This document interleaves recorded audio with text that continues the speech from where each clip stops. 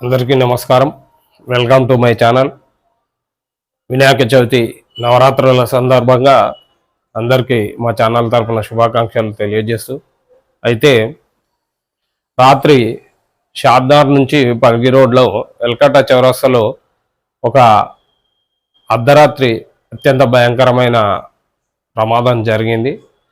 గత వారం 15 రోజుల కింద ఇదే విధంగా రోడ్డుపై ఆగి ఉన్న పెద్ద ట్రక్కుని బైక్ ఢీకొని అక్కడికక్కడే ఒక వ్యక్తి మరణించడం, ఒక మహిళకు తీవ్ర గాయాలు కావడం జరిగింది. రాత్రి జరిగిన సంఘటనలు కూడా ఒక వ్యక్తి మరణించడం జరిగింది, ఇంకో వ్యక్తి సీరియస్గా ఉందని తెలియజేసింది. అయితే దయచేసి ఈ నవరాత్రుల సందర్భంగా చాలామంది బైకులపైన బయట తిరగడం జరుగుతుంది.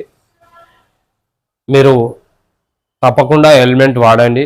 దాంతోపాటు మీరు రోడ్డుపై నిలబడ్డ వాహనాలను కొంచెం జాగ్రత్తగా గమనించి అతి తక్కువ వేగంతో అతి వేగం వెళ్ళకండి దయచేసి. ఎందుకంటే మీరు అతి వేగంగా ఉండడంతో ఆ వాహనాలను ముందున్న వాహనాలు నిలబడ్డ ఉన్న వాహనాలు కనిపించకపోవడం, దానికి తోడు ఎదురుగా వస్తున్న వాహనాలు కూడా ఇప్పుడు పెద్ద మొత్తంలో ఎల్ఈడి లైట్స్తో ఉన్న వాహనాలు ఎక్కువగా ఉన్నాయి కాబట్టి ఆ లైట్ ఫోకస్ వల్ల కూడా కనిపించకపోవచ్చు.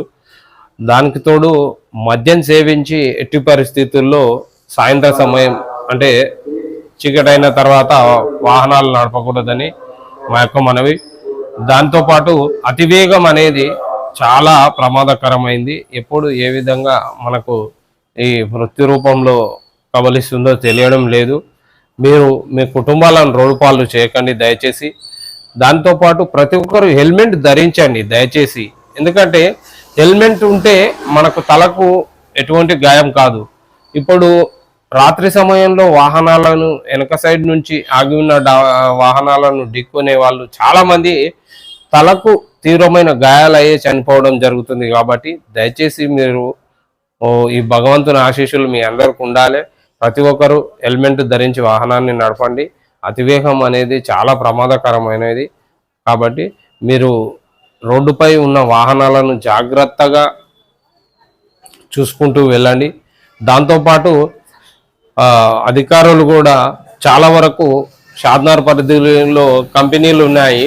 ఇక్కడ వచ్చే భారీ వాహనాలకు వెనకాల సైడు కరెక్ట్ లైట్స్ కానీ రెడ్ మార్క్ కానీ ఒక సింబల్ లాంటిది, కనీసం నెంబర్ ప్లేట్లు లేకుండా కూడా చాలా వరకు వాహనాలు ఉన్నాయి.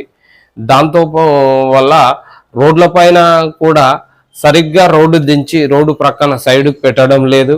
దీనివల్ల కూడా ఎక్కువ ప్రమాదాలు జరుగుతున్నాయి. కాబట్టి దయచేసి అధికారులు కూడా ఈ విషయాలను గమనించాలని కోరుకుంటూ ఓం నమ శివాయ.